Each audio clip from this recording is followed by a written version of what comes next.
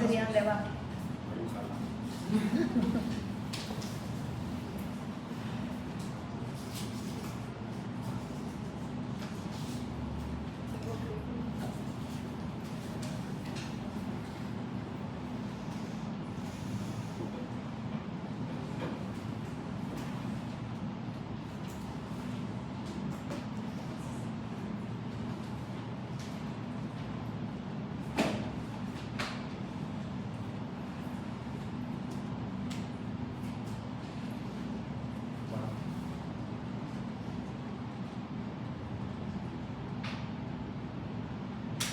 Hacer un breve repaso a partir del nervio facial. Bueno, ya sabemos nosotros del nervio facial que va a tener 4 núcleos de origen real. 4 núcleos de origen real. Uno de los núcleos es este sería su núcleo motor. Es un núcleo que ya sabemos que pertenece a la columna espacial. Sabemos que la actividad de este núcleo la debemos o se debe al área número 4, estimulado por el fascículo córtico nuclear, y que sus eferencias van a inervar a todos los derivados del cérebro braquial, que son los músculos de la expresión facial, y bueno, esos son lo que ya habíamos comentado. Otro de sus núcleos de origen real es que es un núcleo aferente somático especial, y es el núcleo solitario.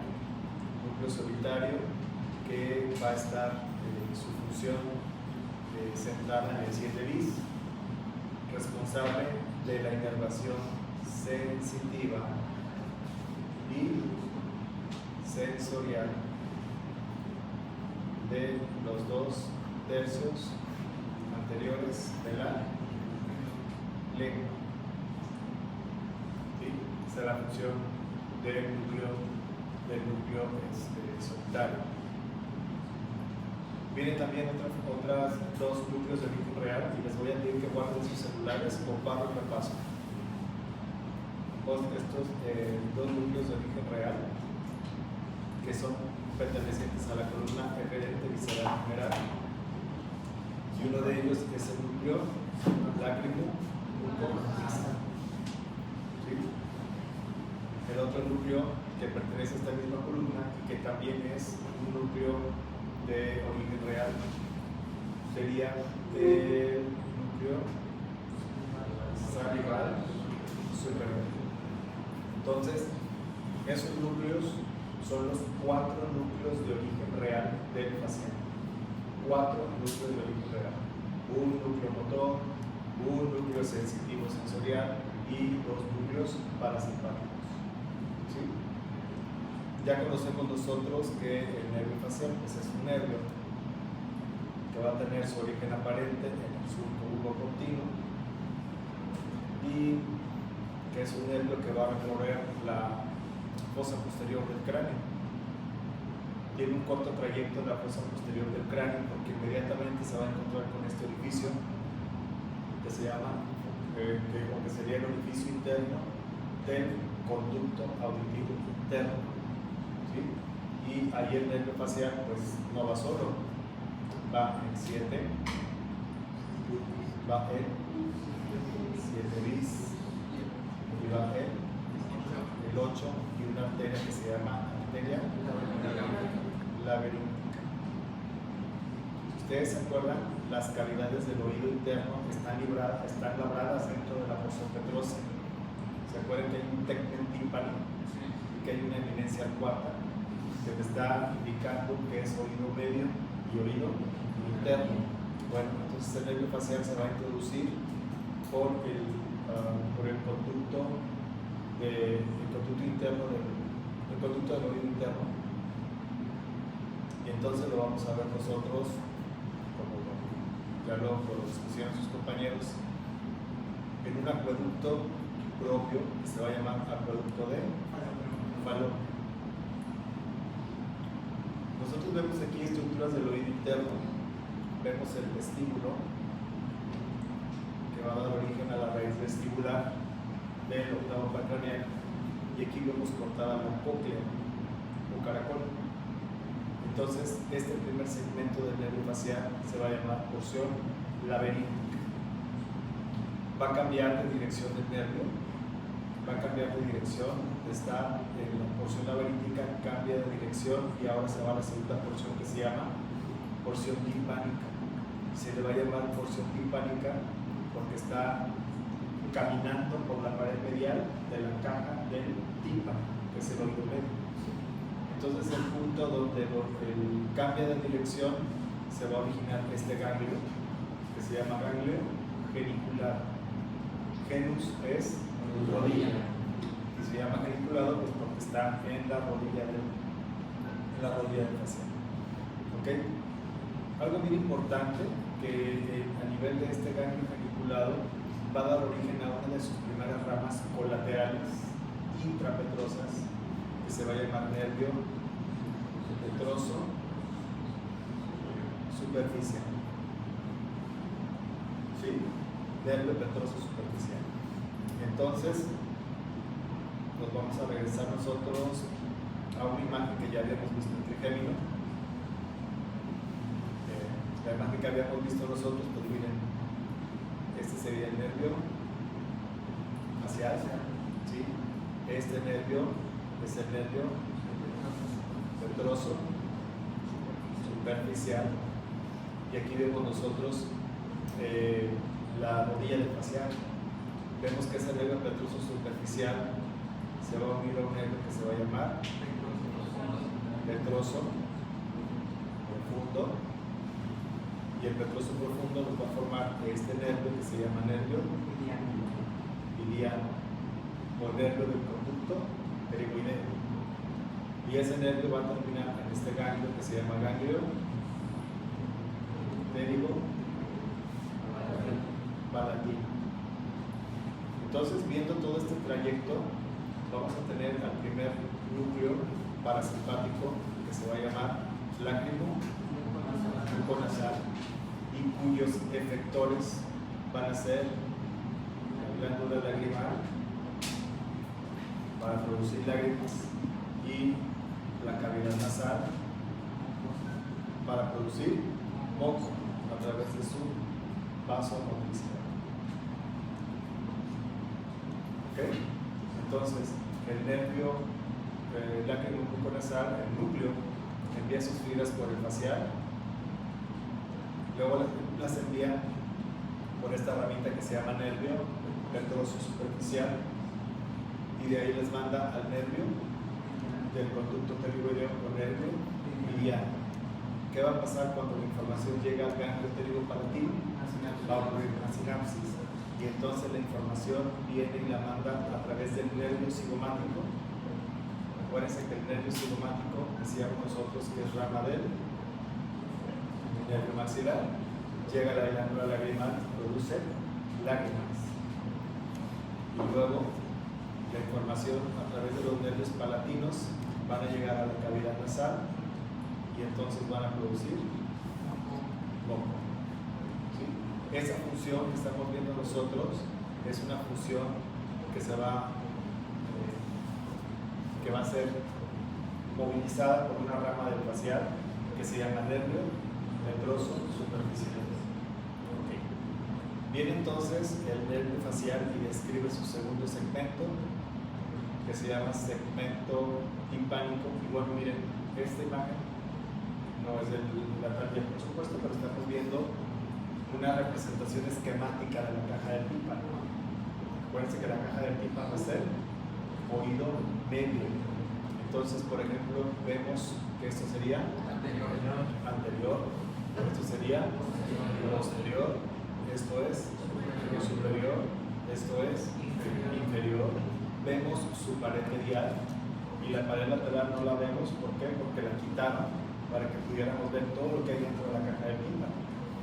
Y entonces aquí vemos que sería la segunda porción del facial, y que se le va a llamar entonces porción timpánica. ¿Sí?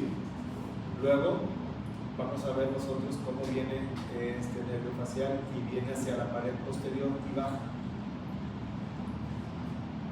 Esta que estamos viendo aquí nosotros es la tercera porción, que también se va a llamar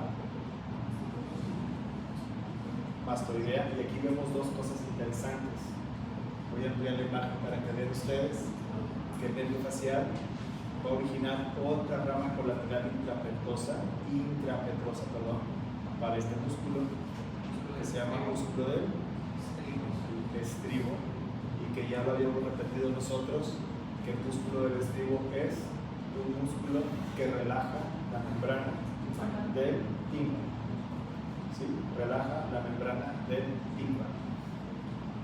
Y vamos a tener nosotros este nervio que solamente, que por cierto aquí en la imagen lo ponen cortado porque va pegado a la pared lateral de la caja del tímpano y quitado la pared lateral para poder ver lo que hay.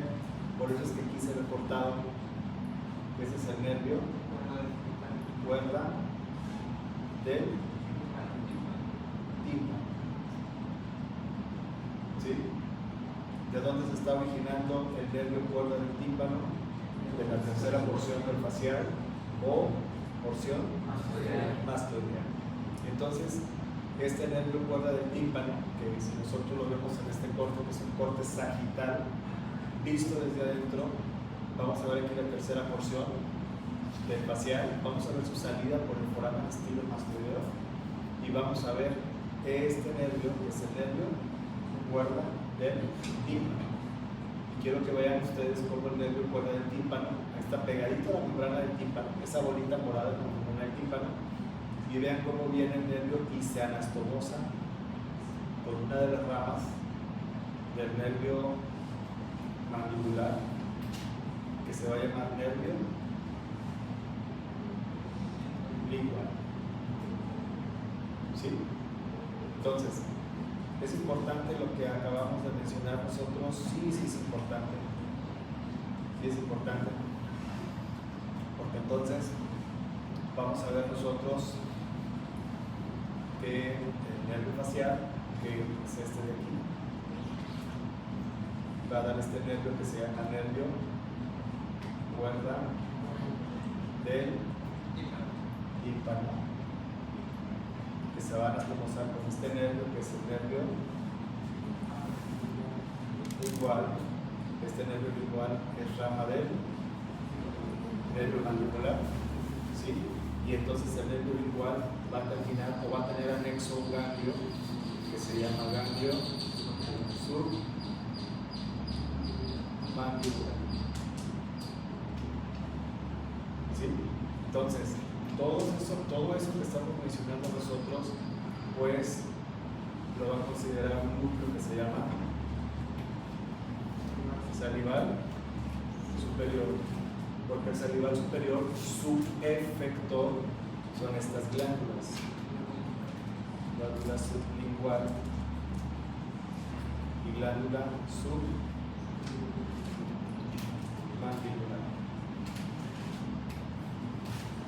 ¿Sí? Entonces, ¿qué hace el núcleo salival superior?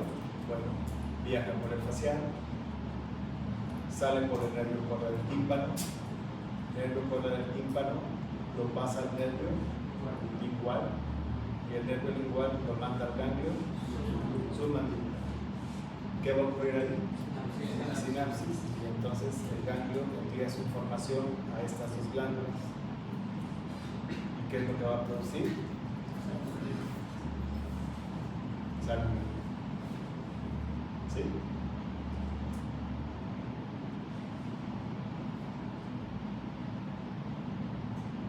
Acuérdense que la producción de lágrimas, la producción de moco y la producción de saliva son fenómenos que está produciendo el sistema nervioso parasimpático. ¿Sí? Bueno, otra función importante del nervio lingual la vamos a ver nosotros aquí. Ya lo habíamos mencionado. Vemos nosotros aquí que la inervación de los 2/3 anteriores de la lengua, hablando que es una información sensitiva, información sensorial va a ser recogida por este nervio que se llama nervio lingual. Entonces, la inervación de los 2 tercios anteriores de la lengua es recogida por el nervio lingual, que después la va a enviar a este nervio. Este nervio, que es el nervio puerta del tímpano. ¿Sí? Enviar información por el nervio cuerda del tímpano y después la información la deriva al 7 bis, que va a mandar la información a este núcleo que se llama núcleo solitario. ¿Qué va a hacer el núcleo solitario? Bueno, el núcleo solitario envía la información a través de esto que es el lemnisco medial. De ahí la manda aquí al tálamo, a un núcleo que se llama ventral, póstero, lateral, y de ahí lo proyecta al área 312 y a ese lóbulo que se llama lóbulo de la ínsula. Esa sería la información sensitivo-sensorial del nervio lingual. ¿Okay? Entonces, hasta aquí hemos mencionado 3 ramas importantes, que son colaterales intrapetrosas, que sería nervio petroso superficial, sería nervio del estribo o del estapedio y nervio guarda del tímpano. Los compañeros nos mencionaron algunas otras ramas que son ramas motoras. Son ramas motoras intrapetrosas, que son anastomóticas, no las vamos a tomar en cuenta. Lo importante es ver que el facial tiene un trayecto extrapetroso y en el trayecto extrapetroso va en dirección a una glándula que se va a llamar glándula parótida, donde va a emitir sus ramas terminales. Pero antes de dar sus ramas terminales, da unas ramitas para los músculos auriculares y da ramitas para un músculo que se llama estilo ioideo. ¿Sí? Y entonces, ¿qué hace el nervio facial? Da sus ramas terminales que se van a dividir en 2. Un ramo que se llama temporo facial y otro ramo que se llama ramo cérvico facial. Y de ahí se distribuye a todos los músculos de la expresión facial. ¿Sí? Y básicamente regresamos nosotros a esta tablita, vemos la función motora del facial enfocada en la inervación de los derivados del segundo arco braquial. Vemos a quiénes. Los músculos de la mímica, vemos a quién. El músculo del estribo, del estapedio, vemos a quién. El músculo estiloioideo y también vemos nosotros a este músculo que es el vientre posterior pepigástrico. Vientre posterior pepigástrico es derivado del segundo arco braquial y el vientre anterior pepigástrico es derivado del primer arco braquial. ¿Sí? Ahora, viendo nosotros esta imagen, vamos a ver los núcleos de origen real del glosofaringio. ¿Cuáles son los núcleos de origen real? Bueno, recordamos nosotros que hay un núcleo que se llama núcleo ambiguo, es un núcleo que tiene función motora, que tiene su comando motor proveniente del área cuarto neurona por medio de un fascículo que se llama córtico nuclear. Ese núcleo ambiguo va a estar formado entre otros por el glosofaringio cuya función es inervar un músculo que se llama estilo faríngeo. Entonces voy a regresar a la tablita, voy a ver la inervación derivada del glosofaringio y vemos a un músculo que se va a llamar estilo faríngeo, derivado del tercer arco braquial. Entonces, vamos otra vez por acá. Vamos a ver también nosotros otro núcleo que se llama núcleo solitario. Núcleo solitario que entre otros está formado también por el glosofaringio. Y ahorita vamos a ver las funciones importantes que tiene el glosofaringio con el núcleo solitario. Entonces vamos a ver. Y va a tener un núcleo parasimpático. Ese núcleo parasimpático es deferente visceral general. Se va a llamar núcleo salival inferior. Entonces, ¿cuántos núcleos de origen real tiene el glosofaringio? 3. Un motor, un sensitivo sensorial y uno parasimpático. Otra vez, ¿cuántos núcleos de origen real tiene el glosofaringio? 3. Uno motor, uno sensitivo y uno parasimpático. El nervio glosofaringio es un nervio que ya habíamos mencionado nosotros que tenía su salida del cráneo por un foramen que se llama foramen yugular. Ya sabemos que tiene su salida por el surco retroolivar. Algo bien importante es que recorre la fosa posterior del cráneo, fosa cerebrosa, y que sale por el foramen yugular. Que bueno, el foramen yugular lo estamos viendo nosotros en esta imagen. Es una vista posterior, donde estamos viendo nosotros el foramen yugular. Esto es este músculo se llama esternocleido. Esto es medial. Aquí estaría la faringe. Esto es superior y esto es inferior.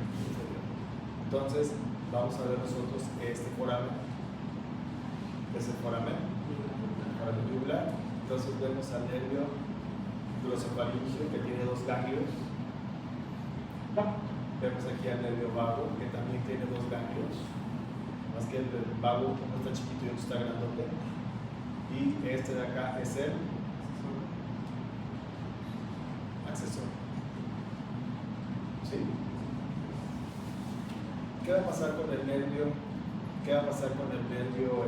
Glosofaringio? Bueno, después de un trayecto cerca de la faringe, va a terminar inervando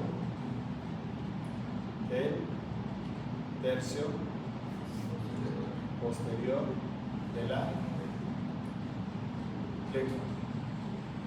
¿Sí? Va a ser una inervación de tipo sensitiva y una inervación de tipo sensorial. ¿Sí? Bueno, ramas importantes que va a originar el glosofaringio en su trayecto. Una de las ramas importantes es ramas para estos 2 músculos. Ya dijimos estilo faríngeo y constrictor superior de la faringe. ¿Sí? Va a dar otras ramitas que se van a llamar nervios faríngeos. ¿Sí? Voy a adelantar un poquito a un cuadro. Ahí está. Apagan los celulares, como los ponen en el vibrador, por favor. Vean aquí, por favor. Perdón, no quiero que se me estén distrayendo. Quiero que vean ustedes que hay nervios faringeos que van a provenir de qué nervio. del vago. Va a haber ramos faringios que vienen de qué nervio? Del glosofaringio. Y también vamos a ver nervios que provienen del sistema nervioso simpático, que vamos a ver la siguiente semana. Entonces, la mezcla de los ramos faringios del vago, de los ramos faringios del glosofaringio y de ramas provenientes del simpático nos va a dar esto que se llama plexo faringio. ¿Sí? Ese plexo faringio tiene dos funciones importantes. Miren, es motor para los músculos constrictores de la faringe. Esos músculos son importantes al momento de la deglución. Cuando el alimento pasa de la cavidad oral a la faringe, esos músculos se contraen, se llaman constrictores, y empujan el alimento al esófago, se llaman constrictores. Y hace un fenómeno importante que se llama elevación del paladar. ¿Sí han visto que hay un paladar blando? Cuando ocurre el paso del alimento hacia la faringe, el paladar blando se eleva y hay un músculo que se llama tensor del paladar, lo tensa. ¿Para qué? Para que cuando el alimento pase, el alimento no se vaya hacia la cavidad nasal. Anormal es que cuando coman y deglutan, el alimento se vaya a la cavidad nasal. Eso es anormal. ¿Sí? Entonces, cuando el alimento pasa hacia la faringe, ¿qué va a pasar con el paladar? Se eleva por el elevador del velo del paladar y se tensa por el tensor del velo del paladar. ¿Ok? Es importante esto, sí, porque la forma en la que lo vamos a explorar nosotros es pidiendo al paciente que abra la boca, agarramos una bandelenguas o un hisopo y lo metemos hasta que tope con la faringe. ¿Qué va a pasar? ¿Qué va a pasar? Bueno, lo que tenemos que ver nosotros es cómo el paladar se eleva. La elevación del paladar se llama fenómeno de Bernet.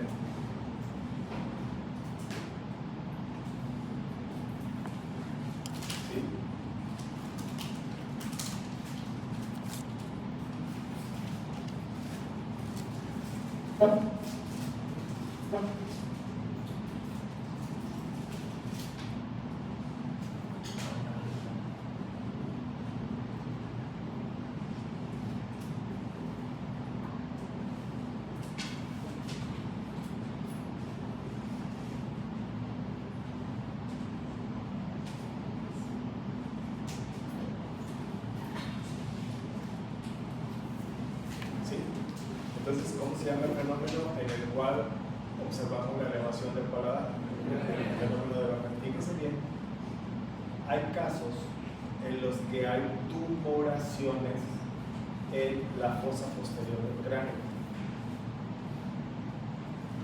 Yo les dije que el glosofaringio pasa por la fosa posterior del cráneo. En el caso de que el glosofaringio esté comprimido, aplastado por un tumor de fosa posterior, ¿cómo nos vamos a dar cuenta?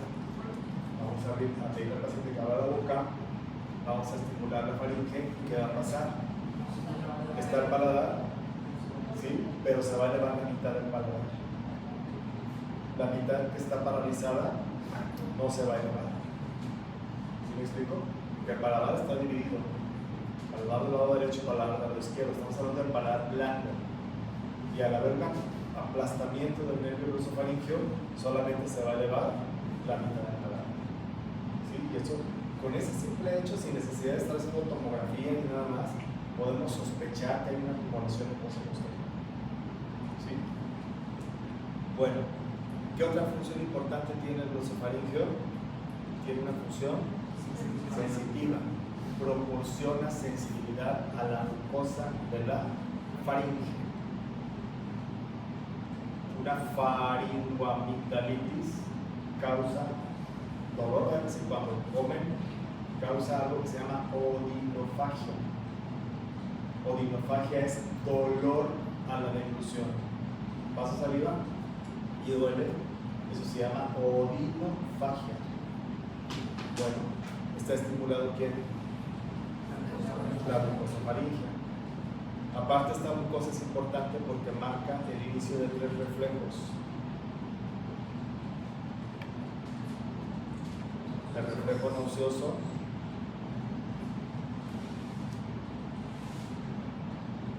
el reflejo tusígeno y el reflejo del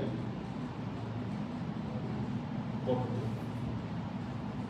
¿Sí? Entonces, introducir el dedo al paciente o a la lengua y el ser, ese es el reflejo nauseoso, y está hablando que el plexo faríngeo está funcionando de manera adecuada. ¿Sí? Okay. Del glosofaringio también va a originar unos ramos que se le llaman ramos vasculares. ¿Sí? Esos ramos vasculares son carotídeos, también van a provenir ¿de quién? Del vago. Esos ramos se van a unir con ramos provenientes ¿de quién? Del glosofaringio, y fibras provenientes del sistema nervioso simpático, y van a formar un plexo que se llama plexo carotídeo común. Y la función de ese plexo es inervar a esto, que se llama globus carotídeo. Si ustedes se acuerdan, el semestre pasado hablábamos nosotros que había unas arterias, una arteria que se llama arteria carótida común, que la arteria carótida común terminaba formando un seno que se llama seno carotídeo. ¿Sí? Y entonces del seno carotídeo van a salir dos arterias, arteria carótida externa y arteria carótida interna, y en el punto de bifurcación vamos a tener nosotros a globus carotídeo. ¿Sí? ¿Ok? Entonces vamos a poner nosotros un vaso sanguíneo. Vamos a poner un vaso sanguíneo, un corte de un vaso sanguíneo. Esto no lo hemos visto, ¿verdad? ¿No? ¿Qué va a pasar, por ejemplo, cuando hay una elevación de las concentraciones séricas de CO2 y una disminución en la concentración de oxígeno? ¿Qué va a pasar? Esto va a ser captado ¿por quién? Por el globus carotídeo. Entonces el globus carotídeo va a enviar la información al glosofaringio y el vago. ¿Sí? El glosofaringio y el vago, ¿a qué nivel están? A nivel de bulbo. Y entonces en el bulbo raquídeo hay un núcleo que se llama núcleo solitario. ¿Sí? ¿Qué va a pasar con la información? Va a llegar al núcleo solitario, y el núcleo solitario lo va a mandar algo que se llama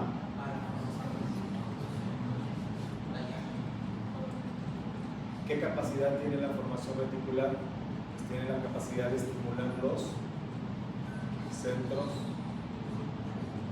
respiratorios. Entonces, si se está acumulando el CO2 y está disminuyendo la concentración de oxígeno, se tiene que aumentar la frecuencia respiratoria. Entonces el paciente empieza a hiperventilar. ¿Qué hace la hiperventilación? Libera el CO2 y introduce oxígeno. ¿Qué va a pasar entonces? Las concentraciones de CO2 van a bajar y las concentraciones de oxígeno van a aumentar. Estos cambios en la concentración de gases arteriales, ¿quiénes va a captar?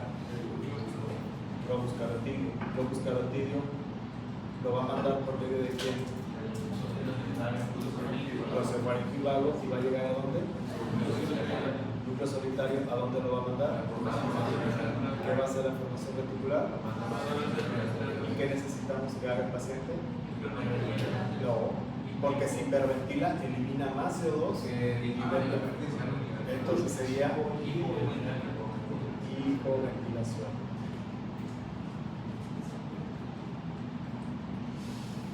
¿Sí?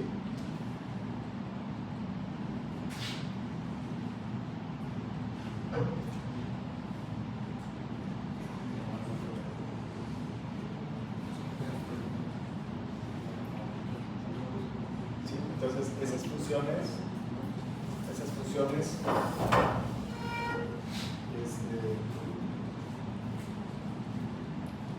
son las que van a ser los órganos.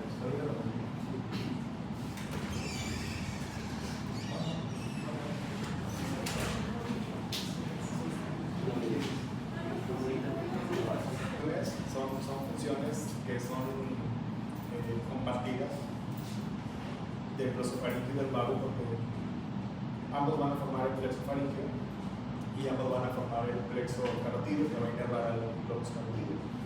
Entonces, pues esas funciones son importantes. De hecho, ustedes lo vieron en bioquímica 1, sí, la regulación del equilibrio ácido base. Bueno, entonces, por eso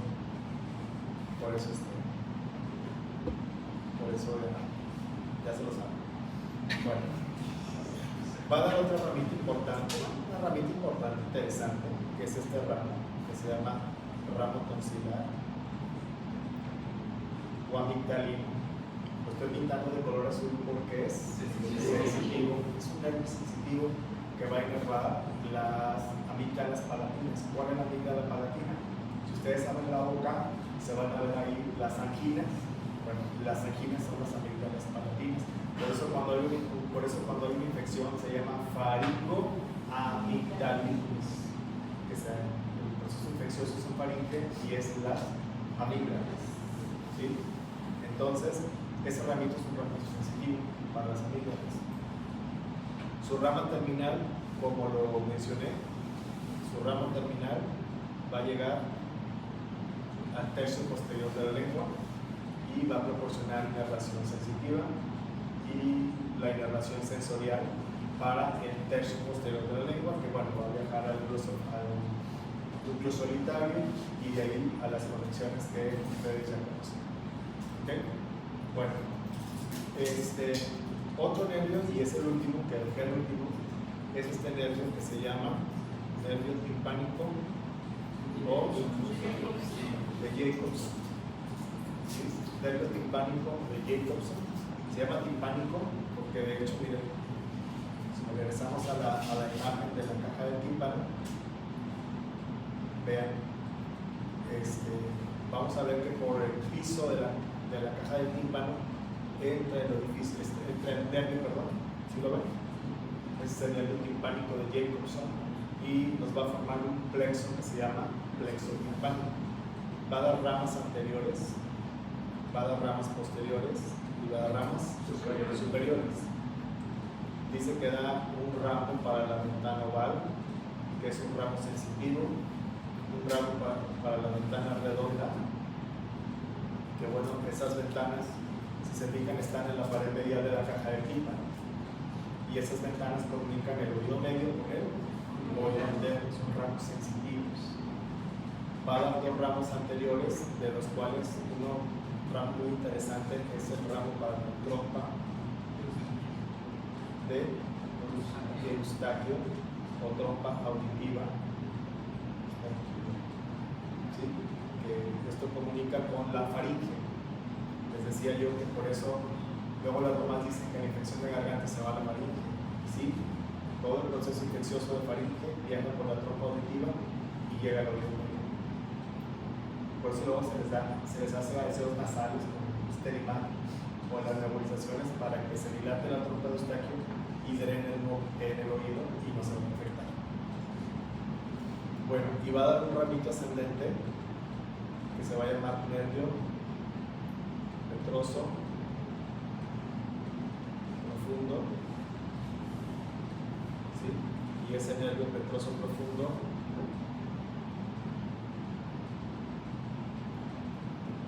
es este. Ese nervio se llama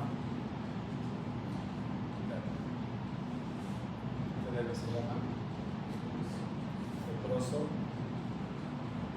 profundo. Ese Este nervio petroso profundo va a terminar en este ganglio que se va a llamar ganglio óptico, y entonces ese nervio lo aprovecha este núcleo que se va a llamar salival inferior. ¿Por dónde va a viajar las fibras del salival inferior? Por el glosofaringio, luego por el nervio Jacobson, luego por el plexo timpánico y luego por el nervio petroso profundo. ¿A dónde va a llegar? ¿Qué va a ocurrir ahí? En la sinapsis. El ganglio óptico envía la información por una rama del nervio mandibular que se llama nervio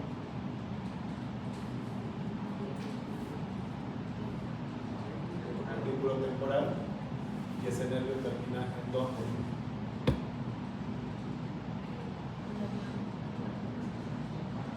¿Dónde termina? En la glándula parótida. Entonces lo vamos a ver nosotros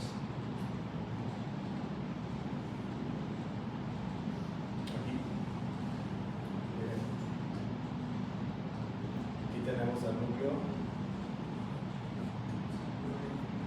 salival inferior, que aquí se va por él, glosofaringio, nervio de Jacobson, este que es el plexo timpánico, este nervio que es el nervio petroso y profundo, llega a este ganglio. ¿Qué va a ocurrir ahí? Luego viaja hasta la información por el nervio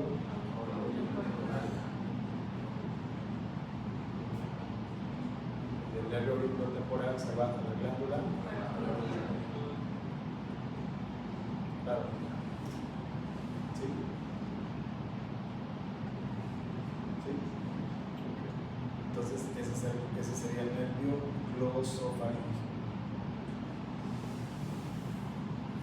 ¿Qué va a pasar con el nervio vago? Bueno, el nervio vago va a tener 4 núcleos. Va a tener un núcleo que se llama amigo. Va a estar formado por vago y accesorio. Aquí necesito que liguen ustedes estos dos núcleos juntitos. A este núcleo del accesorio le vamos a llamar núcleo vulvar. Y ese núcleo vulvar va a proporcionar su componente motor al nervio vago para que inerven músculos que son derivados del cuarto coraquiano, músculos de la faringe y de la fonación. ¿Sí? Comando motor viene de dónde? Del área 4, con un fascículo que se llama córtico nuclear. ¿Okay? Bueno, vamos a tener un núcleo que se va a llamar núcleo solitario. Núcleo solitario sensitivo. ¿Sí? Es un núcleo donde va a llegar la información de la sensibilidad vísceral. ¿Sí? La sensibilidad de las vísceras. Vamos a tener otro núcleo sensitivo que es este, que se llama espinal del trigémino. La información que va a llegar aquí es la sensibilidad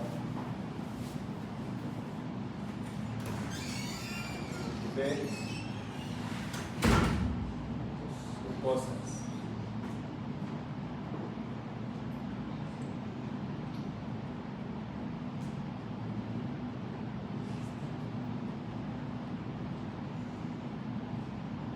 ¿Sí? ¿Sí? ¿Ok? Y vamos a tener un núcleo parasimpático que se va a llamar núcleo dorsal del vago. Ese núcleo dorsal del vago se va a llamar como cardio neurointerno. ¿Sí? Entonces, ¿cuántos núcleos de origen real tiene el vago? 4. 4 núcleos de origen real. ¿Ok? Nos vamos a pasar a esta tablita porque, ¿qué creen? Ahí nos está haciendo un resumen de todo. De todo lo complejo que es el vago, que se está haciendo un resumen. Por ejemplo, vamos a ver que el nervio vago, dentro de su trayecto y a diferentes niveles, va a originar estos nervios que se llaman nervios cardíacos, y son de tres tipos: cardíacos superiores, cardíacos medios y cardíacos inferiores. ¿Sí? Estos nervios cardíacos tienen una función sobre el plexo cardíaco. ¿Qué hacen? Disminuyen la frecuencia cardíaca. Mándalo.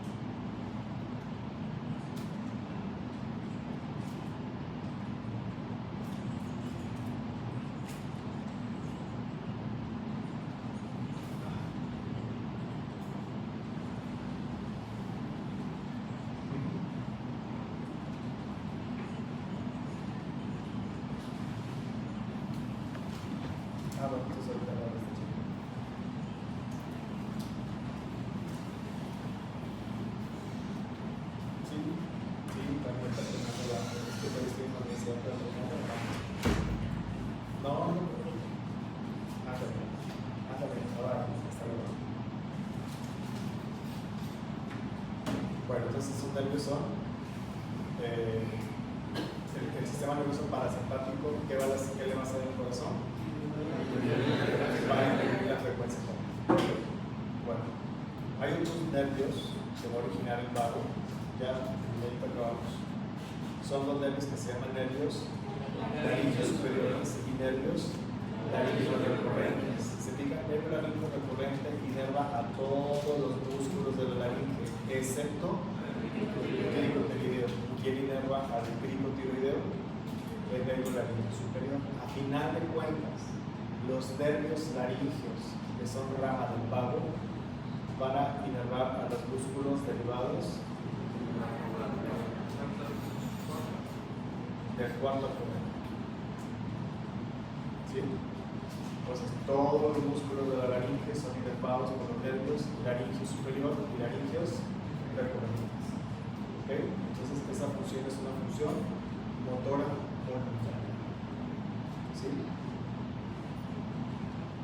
Vienen otros nervios, vienen ahí varios nervios, bronquiales, esofágicos, torácicos, pericárdicos. Nos vamos con estos nervios. Nervios broncopulmonares. La estimulación del sistema nervioso parasimpático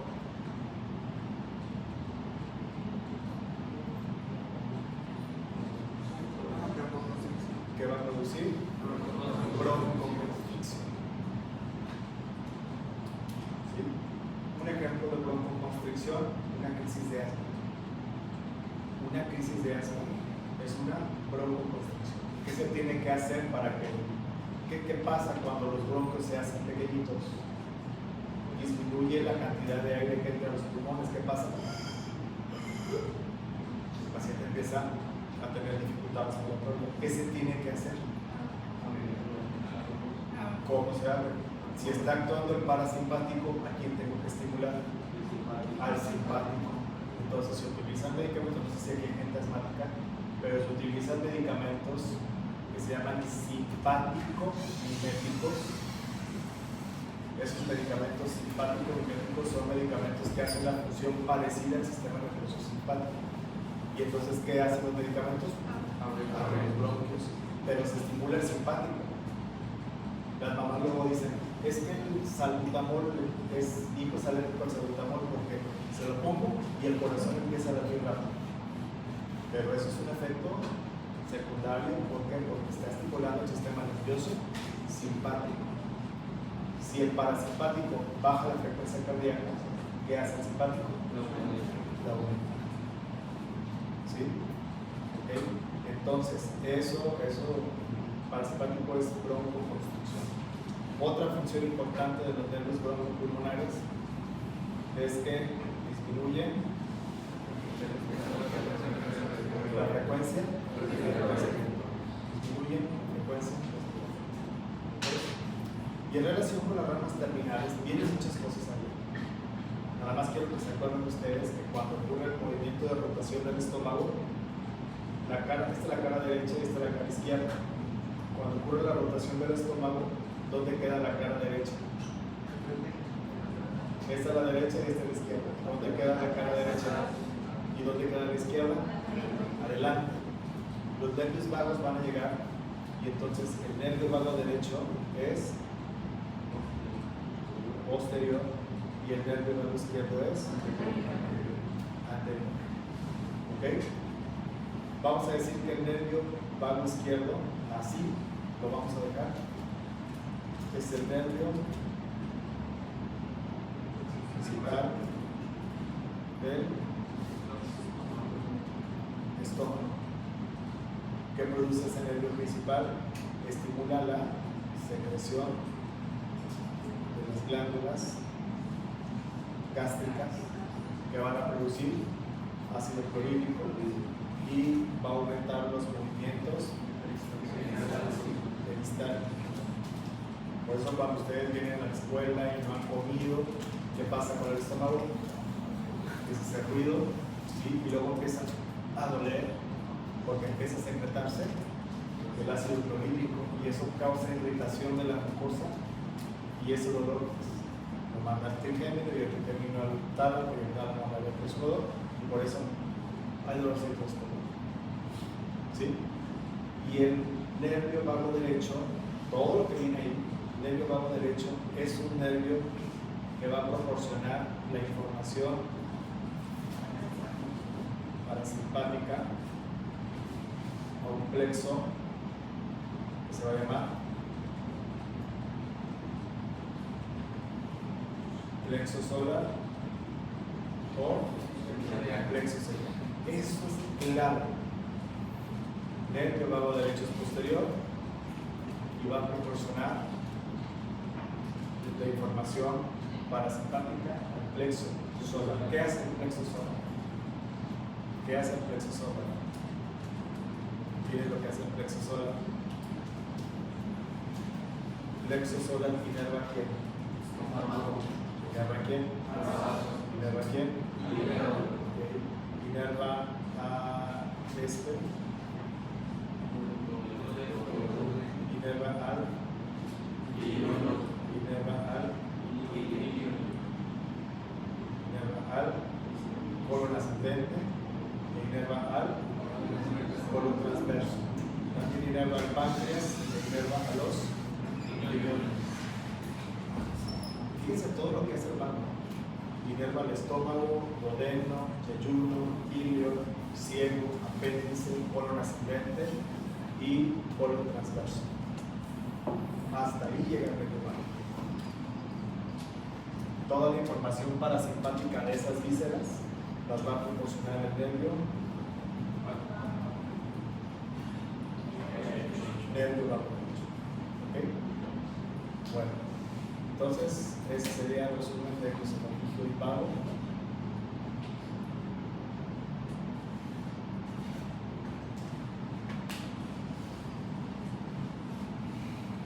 Y